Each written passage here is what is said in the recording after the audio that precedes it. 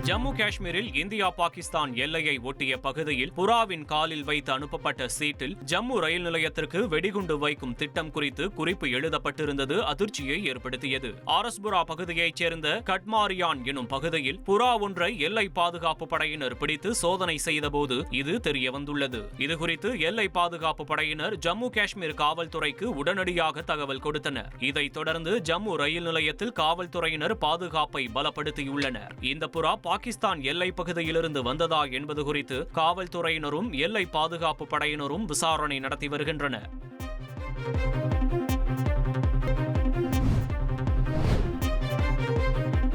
ரஷ்யாவில் பணியாற்றும் இந்திய வீரர்கள் குறித்த பிரச்சனைகளை தாம் ரஷ்ய தரப்பிடம் விவாதித்ததாக வெளியுறவுத்துறை அமைச்சர் ஜெய்சங்கர் தெரிவித்துள்ளார். பலர் விடுவிக்கப்பட்டாலும் சிலர் ரஷ்ய ராணுவத்தில் தொடர்ந்து பணியாற்றி வருவதாகவும் மாயமான சில இந்தியர்கள் குறித்தும் தாம் ரஷ்ய தரப்பிடம் கூறியதாகவும் அவர் குறிப்பிட்டுள்ளார். இந்த விவகாரத்தில் விரைவில் ரஷ்யா தீர்வு காணும் என இந்தியா நம்புவதாகவும் வெளியுறவுத்துறை அமைச்சர் ஜெய்சங்கர் தெரிவித்துள்ளார்.